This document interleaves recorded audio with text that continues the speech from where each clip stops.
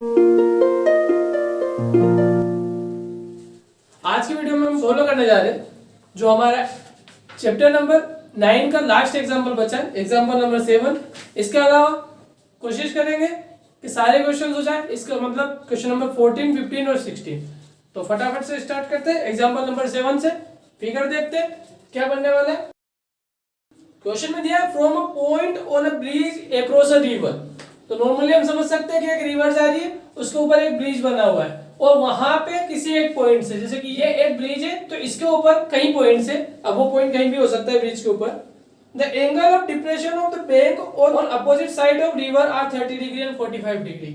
तो सिंपल सी बात कहिए, ये ब्रिज है तो ऑफ कोर्स किसी रिवर के ऊपर होगा, तो नीचे कोई रिवर है और उसके दो बैंक मतलब दो किनारे। अगर यहां से जो एंगल ऑफ डिप्रेशन देखे, मतलब यहाँ इस पॉइंट से अगर इसको देखा जाए तो जो एंगल ऑफ डिप्रेशन बन रहा है मतलब ये वाला एंगल, और ऐसा ही यहाँ वाले पे देखे तो ये वाला एंगल, इन दोनों एंगल की बात कही है और दिया है 30 degree and 45 degree. If the bridge is at height of 3 metre from the bank, अगर ये नॉर्मली हाइट देखे, ये ब्रिज ऐसा है तो इसकी हाइट देखे, मतलब ये वाली हाइट, तो वो दे रखी है 3 मीटर। अब हाइट परपेंडिकुलर हाइट होती है और परपेंडिकुलर हाइट हर जगह सेम होगी। इसका मतलब अगर हम यहाँ सेंटर में भी लेंगे ना, इसे सेंटर मतलब इस पॉइंट से लेंगे ना, तो वो भी 3 मीटर ही रहेगा, क्योंकि हाइट का मतलब होता है परपेंडिकुलर और मिनिमम डिस्टेंस दो पॉइंट के बीच की, तो वो तो हर बार सेम ही लेनी दो पैरेलल लाइन के लिए। Find the width of the river, तो हमें ये निकालना है। अगर हम नदी को इतना चौड़ा मान रहे तो इस नदी की विड्थ निकालनी है। नाम दे देते हैं, इस पॉइंट को नाम दे देते हैं हम ए, इसको बी दे देते हैं, इसको सी दे देते हैं, इसको लिखते भी जाते हैं, लिख लेते हैं लेट या given BC equal to width of river, और जो हमें निकालना है मतलब क्वेश्चन मार्क। अब यहाँ पे ए पॉइंट दिया, इसको दे देते हैं D, AD equal to height of bridge जो कि हो जाएगी 3 मीटर। इसके अलावा दो एंगल दिए हमें 30 डिग्री एंड 45 डिग्री, तो हमें निकालना है BC। अब अगर हम इसका यूज करें एंगल ऑफ डिप्रेशन का, तो अल्टरनेट इंटीरियर एंगल के थ्रू ये भी 30 डिग्री हो जाएगा और ये 45 डिग्री हो जाएगा। अब हमारे लिए चीज सरल हो गई है, एक एंगल है ट्रायंगल में और एक चीज दी है, मतलब एक साइड दी है और एक साइड निकालनी है, तो ये तो बेसिक क्वेश्चंस हो गया। मतलब अगर हम ले इन ट्रायंगल ABD, हम लिख सकते हैं tan 30 डिग्री इक्वल टू सामने वाली साइड मतलब AD अपॉन बेस मतलब BD। tan 30 की वैल्यू होती है 1/√3, AD BD को इस साइड में भेजेंगे मल्टीप्लाई में, और AD जिसकी वैल्यू है 3 मीटर, √3 डिवाइड में इधर जाएगा तो मल्टीप्लाई में, तो 3√3 हो जाएगा।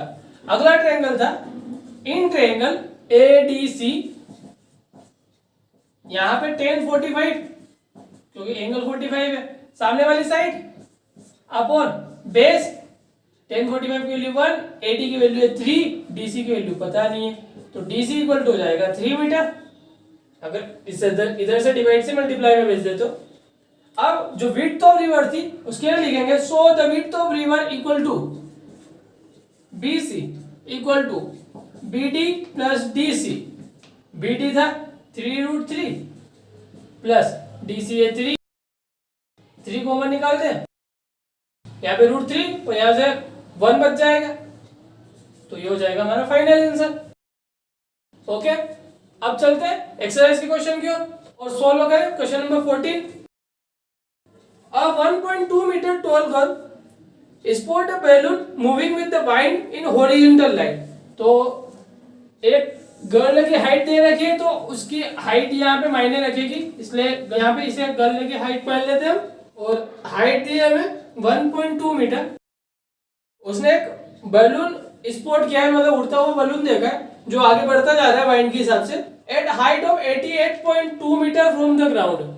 और ये जो बलून था, मतलब इस पॉइंट को हम मान लेते बलून, तो इसकी जो हाइट है वो है 88.2 metre from the ground, clear दिया है उसने, इसलिए हमको ये प्रॉब्लम नहीं है कि वो उस गर्ल की हाइट के ऊपर है या ग्राउंड से लेना है, वो चीज क्लियर है। The angle of elevation of the balloon from the I of the girl at any instant is 60 degree. और जो एंगल ऑफ इलेवेशन बन रहा है उसकी आई से, ये बात भी क्लियर दी है, इसलिए यहाँ पे हम हॉरिजॉन्टल लेवल बनाए और एंगल लिख दिया 60 degree. After some time the angle of elevation reduce to 30 degree. अब एंगल ऑफ एलिवेशन जो बलून का था वो 30 डिग्री रह गया, और 30 डिग्री मतलब कम हुआ है। और एंगल कम जब होता है जब वो चीज दूर होती है। इससे पहले हमने कई बार स्पॉट किया है, हम दूर से देखते हैं तो एंगल छोटा बनता है, पास से देखते हैं तो एंगल बड़ा बनता है। इसका मतलब इस बार जो बलून है वो काफी दूर चला गया होगा, इस कारण से जो एंगल है वो छोटा हो गया होगा, और ये एंगल है 30 degree. Find the distance travel by the balloon during the interval. तो हमें ये डिस्टेंस बतानी है, और ये डिस्टेंस इस डिस्टेंस के बराबर होगा या इस डिस्टेंस के बराबर, बात बराबर है। कैसे होगा ये तो पहले ही बताया था, रेक्टेंगल फॉर्म करते हैं, पैरेलल लाइन है, उन चीजों से समझ सकते हो। और दो पैरेलल लाइन के बीच की डिस्टेंस हर पॉइंट हर जगह देखोगे तो हमेशा बराबर होती है।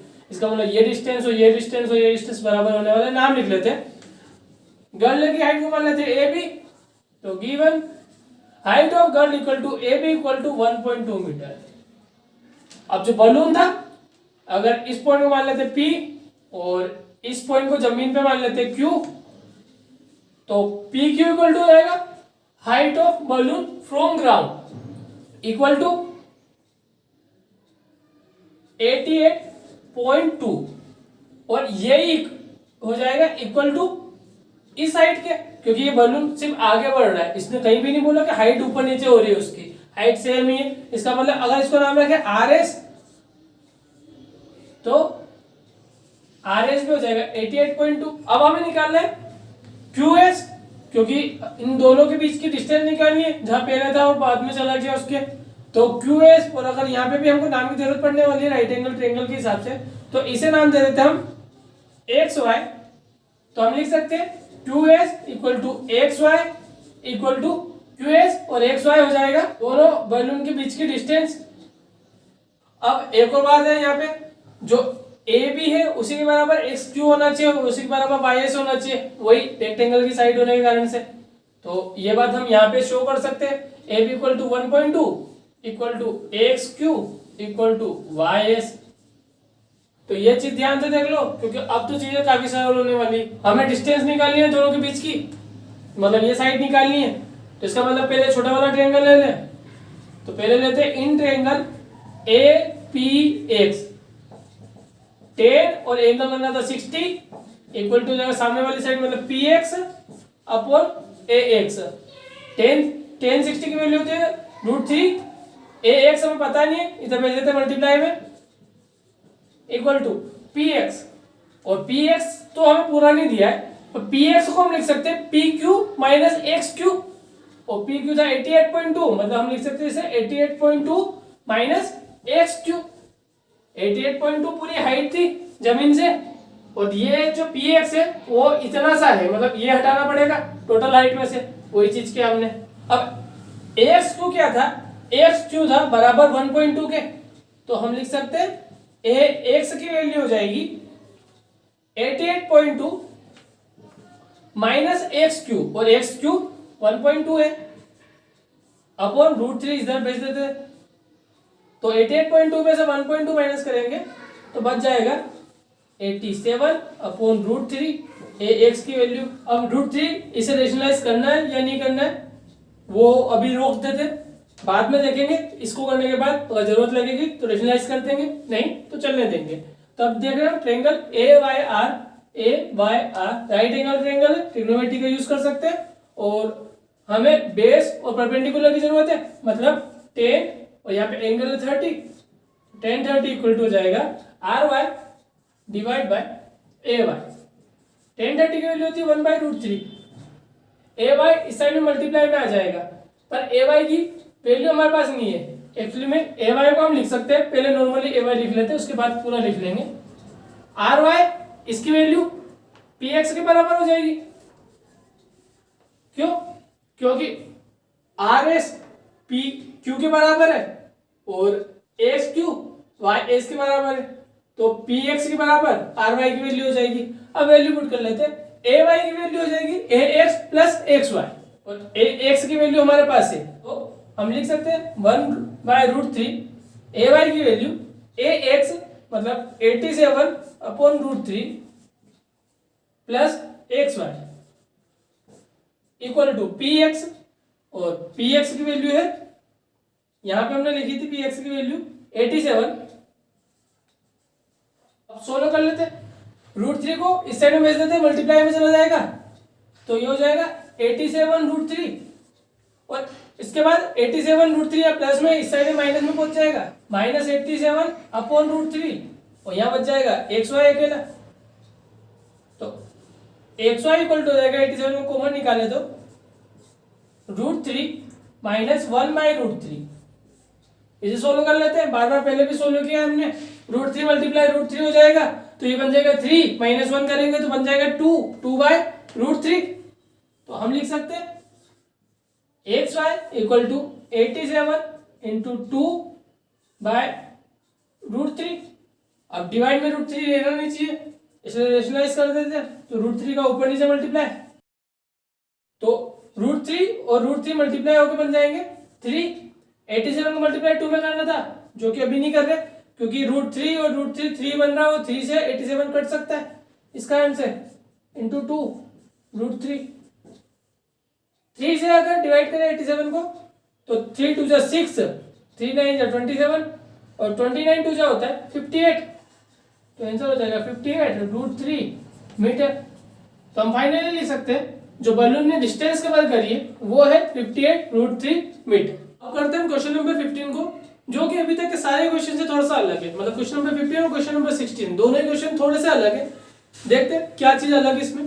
अ state highway led to the foot of the tower, तो एक स्टेट हाईवे जो किसी टावर के फुट तक है, सपोज कर लेते हैं ये स्टेट हाईवे और ये टावर है। A man standing at the top of the tower observe a car at an angle of depression of 30 degree.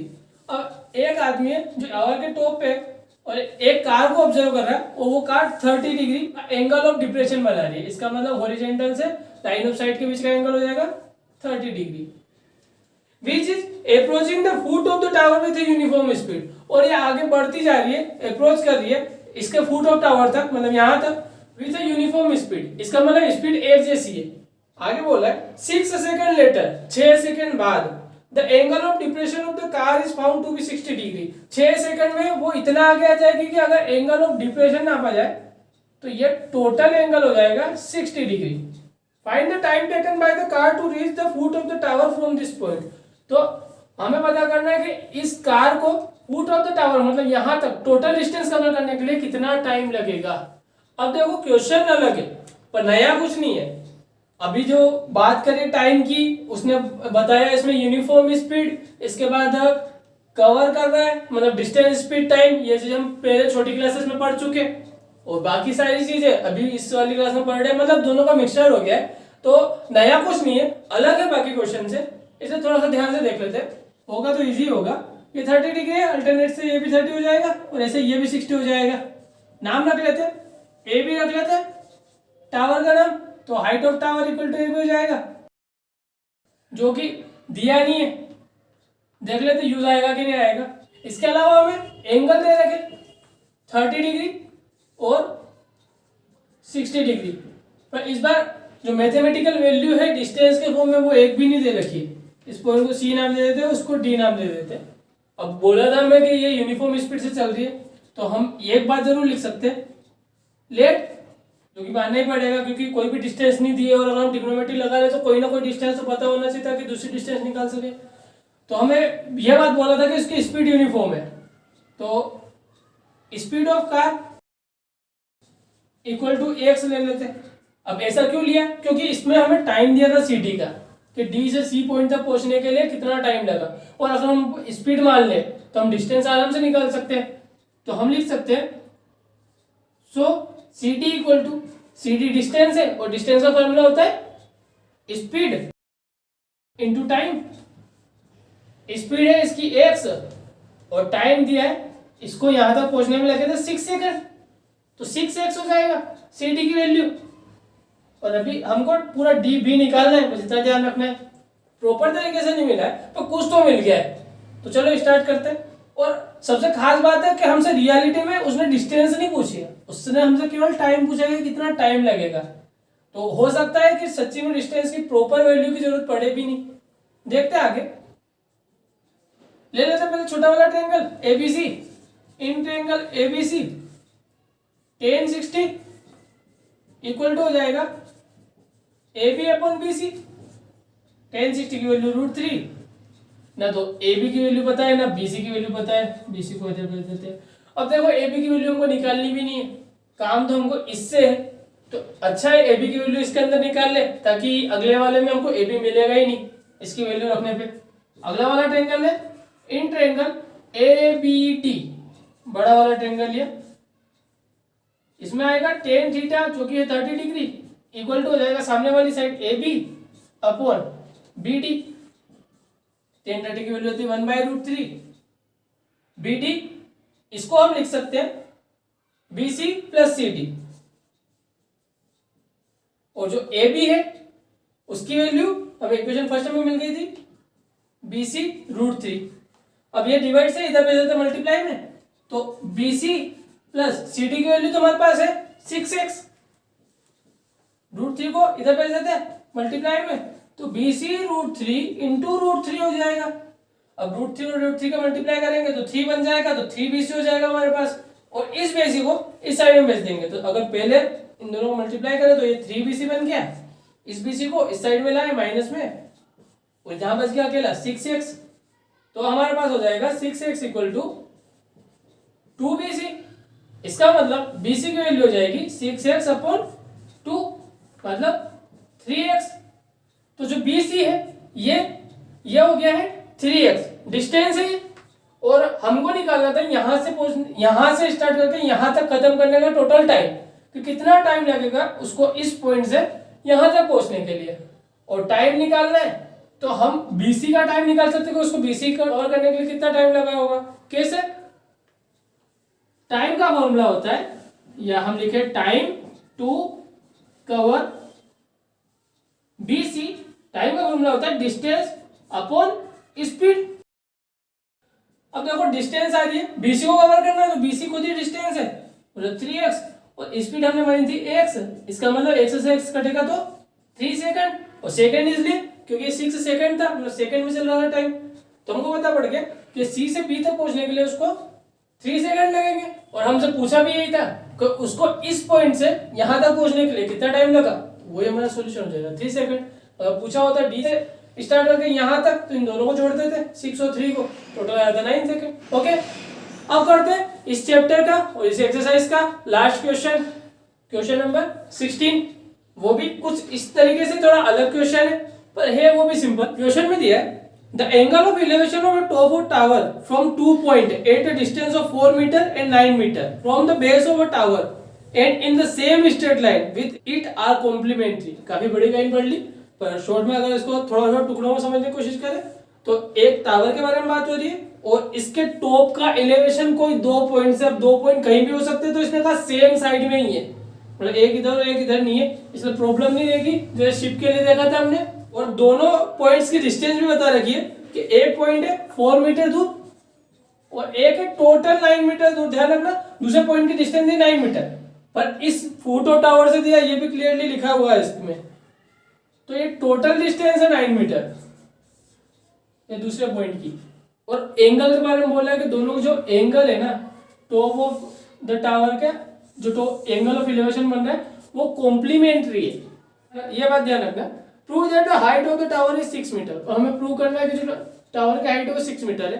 एक हिसाब से देखें तो सॉल्यूशन तो पहले ही दे दिया इसने कि 6 मीटर हाइट है इसकी, पर लिख लेते सबसे पहले तो इसको मान लेते ए बी और लिख देते लेट मान के गिवन मान के जो भी लिखना हो, A B equal to height of tower equal to question mark. Actually में हमको प्रूव करना है उसमें लिख देंगे ये वाली बात गिवन। सी पॉइंट मान लेते हैं इसे तो बोल पाएंगे हम बी सी इक्वल टू है 4 मीटर एंड इसे डी पॉइंट मान लेते हैं तो बी डी इक्वल टू हो जाएगा 9 मीटर, बी से लेकर डी तक। ध्यान रखना है बात। अब एक और बात दी थी कि ये दोनों एंगल कॉम्प्लीमेंट्री है। अब कॉम्प्लीमेंट्री एंगल तो समझते होंगे, कॉम्प्लीमेंट्री एंगल का मतलब ये है कि जो जब दो एंगल का सम 90 डिग्री होता है तो वो कॉम्प्लीमेंट्री एंगल कहलाते हैं। तो अगर हम माने let angle A C B equal to theta, मतलब इसको हम थीटा नाम दे रहे हैं, देन जो एंगल ए डी बी है वो हो जाएगा 90 माइनस थीटा, क्योंकि जो कॉम्प्लीमेंट्री एंगल होते हैं उन दोनों का टोटल करने पे, सम करने पे 90 आंसर आता है। जैसे कि एक 30 है तो दूसरा 100%, 90 माइनस 30 होगा, मतलब 60 डिग्री, तभी तो उनका सम 90 होगा। और जो हमें प्रूव करना है, मतलब टू प्रूव, तो इसमें लिखेंगे height of tower equal to A B equal to 6 metre, ये प्रूव करना है। स्टार्ट करते हैं। अब इसमें तो कम से कम साइड भी दे रखी है और एंगल क्लियर नहीं दे रखा। अब इस वाले में देखो साइड भी नहीं दे रखी थी, साइड दे तो रखी थी, एंगल क्लियर था, साइड क्लियर नहीं थी, इसे थोड़ा अलग फॉर्म में दिया था, हमने निकाला था। इस बार क्या है, साइड एंगल क्लियर नहीं है, थोड़ा बहुत दे रखा है पर क्लियर कुछ भी नहीं है, साइड इस बार क्लियर दे रखी है। तो सबसे पहले स्टार्ट करें छोटे वाले से। तो छोटा वाला ट्रायंगल है, in triangle A B C tan theta equal to, theta के सामने वाली साइड मतलब परपेंडिकुलर अपॉन बेस। तो यहां पे हमें केवल बीसी की वैल्यू पता है 4 मीटर, और बीसी को हम इस साइड में बेच सकते हैं, पर इस साइड में नहीं बेचेंगे। क्यों? क्योंकि हमें ए बी निकालना है, और अगर हमने यहाँ पे ए बी की वैल्यू निकाल ली तो अगली इक्वेशन में ए बी बचेगा ही नहीं। तो अगर ए बी बचेगा ही नहीं तो वैल्यू किसकी निकालेंगे फिर? इसलिए ए बी को हमें इक्वेशन के फॉर्म में रेंज देना है, तो यहाँ पे हम टेन थीटा की वैल्यू निकाल रहे हैं, ये ज्यादा सही है। तो ये हो जाएगा A B upon B C, और बी सी की वैल्यू है 4। अब अगला ट्रायंगल है, in triangle A B D, इसके अंदर देखें तो 10 और एंगल है यहाँ पे 90 माइनस थीटा इक्वल टू हो जाएगा सामने वाली साइड मतलब A B upon B D. 10 90 minus theta, ये क्या होता है? 10 90 माइनस थीटा होता है कोट थीटा। पिछले लेसन में हमने पढ़ा था, कॉम्प्लीमेंट्री एंगल्स के बारे में पढ़ा था। ए बी जो कि निकालना है, और बी डी ये हमें दिया है, ये है 9 मीटर। अब देखो पिछली बार से हमें एक वैल्यू मिली थी टेन थीटा की, पर इसमें तो टेन थीटा है ही नहीं, पर हम जानते हैं कोट थीटा को हम टेन थीटा के फॉर्म में इसके अलावा एक और दूसरे तरीके से लिख सकते हैं। हम कोट थीटा को लिख सकते हैं 1/10 थीटा, और 9 या डिवाइड में इधर भेज देते तो मल्टीप्लाई में आ जाएगा, और यहाँ अकेला बच जाएगा ए बी, मतलब ए बी की वैल्यू निकालने के लिए हमने 9 को इस साइड में भेजा है।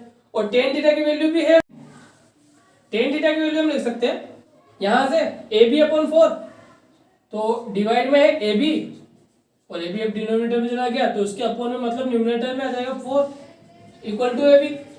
इस ए बी को इस साइड भेज दे, और यहाँ पे करते 9 4 जा 36, और यहाँ पे हो जाएगा A B into A B, मतलब ए बी का स्क्वायर। अब स्क्वायर आया है और हम ए बी की वैल्यू निकाल लिया, तो दोनों साइड में स्क्वायर रूट कर देते हैं, तो ए बी इक्वल टू हो जाएगा 36 को रूट से हटाएंगे तो आंसर आएगा +/6। और पहले ही पता है कि जब भी स्क्वायर रूट हटता है तो जो आंसर आता है वो दोनों का साइन का होता है, प्लस का भी माइनस का भी। पर यहाँ पे हम प्लस का 6 इसलिए लेने वाले क्योंकि ये हाइट ऑफ बिल्डिंग है, और बिल्डिंग की हाइट कभी भी माइनस में नहीं हो सकती, इस कारण हम डायरेक्ट यहाँ पे +6 मीटर लिख रहे हैं, और यही हमें प्रूव करना था।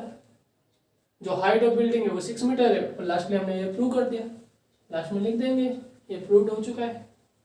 ओके।